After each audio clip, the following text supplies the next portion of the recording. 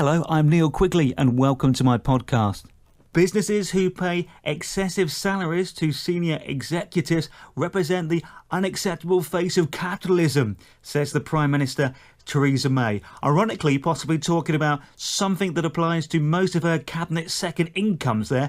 Claims like that always seem a bit rich from people who set taxes and decide their own pay rises. People in old buildings that have fallen apart shouldn't throw anything, let alone stones.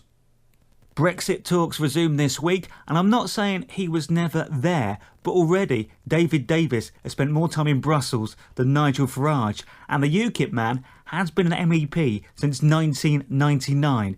I mean, could he not have just quit his job if he didn't like it, rather than help him persuade the whole country to leave on his behalf? So apparently we're getting nowhere with Europe on Brexit negotiations and not making any progress. This would be the point in a seemingly amicable divorce when one of the couples would call in their lawyer. I hope we at least get to keep our CD collection. Teachers have queried a government decision to stop funding an A-level maths project, and if there was one group of people who should be able to see an alteration in figures, it is the maths department. The Red Arrows are going to perform in the Middle East next month, which will give the people there the chance to see the thing they produce most of literally go up in smoke.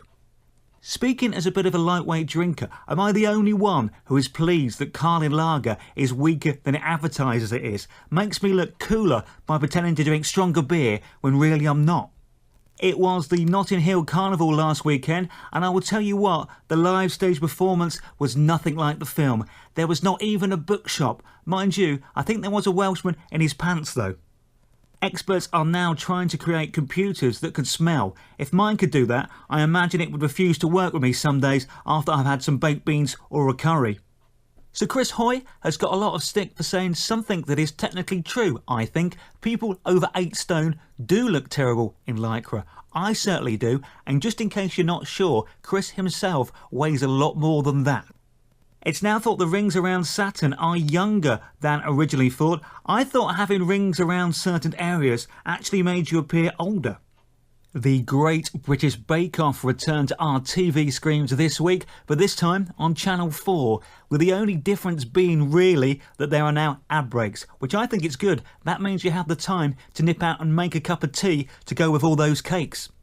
Luton Airport has been voted the worst place to fly from in Britain. I mean, I've been to the place and it's not exactly the best place to arrive back into either. Russell Brand has got married for a second time. I hope he didn't write all his own vows, otherwise the ceremony would have gone on for ages and the congregation would probably all have needed dictionaries. Facebook founder Mark Zuckerberg has urged his daughter to play outside and enjoy the wonders of being a child. Where has he done this? On social media, of course. So if she follows his wishes, she will never see that piece of information. He may have been a few £billion poorer though if he had followed that advice as a kid himself.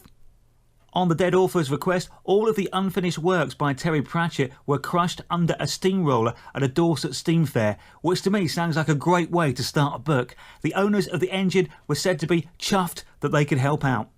Arnold Schwarzenegger has been hired as the voice of a PPI claims company. I mean, if you've not got round to checking your loans yet, the Terminator telling you to do so should probably do the trick. And if you don't take his advice, rest assured, he will be back. You know how Brooklyn Beckham was named because of where his parents were when he was conceived? I'm hoping he knows that now, by the way. That must have been an awkward conversation when he asked him, "Why did you call me Brooklyn?" Anyway, I wonder if the actress Holiday Granger's parents used a similar ploy, although they were a bit less specific as they didn't want to call her Skegness.